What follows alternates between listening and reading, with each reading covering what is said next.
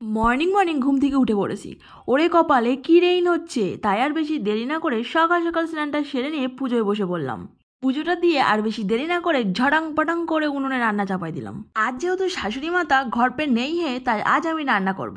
তাও আবার এই প্রথমবার। রান্নাটা খেতে কেমন হবে জানি না, তবে আমার রান্নাটাকে খাওয়ার যোগ্য করার চেষ্টা করব।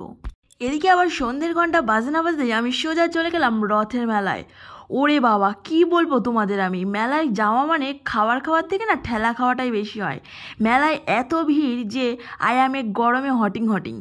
মেলায় এসে না মেলার মটাও দেখতে পাচ্ছি না, শুধু লোকের পাছা আর মুন্ডি ছাড়া কিছুই এখানে দেখা যাচ্ছে না। এইদিকে দেখো কি সুন্দর ব্যাগ ঝুলতাছি, কিন্তু বলো আমি ব্যাগ দেখবো না মানুষের মাথা দেখবো? উফ, আর পারা যাচ্ছে না গরমে।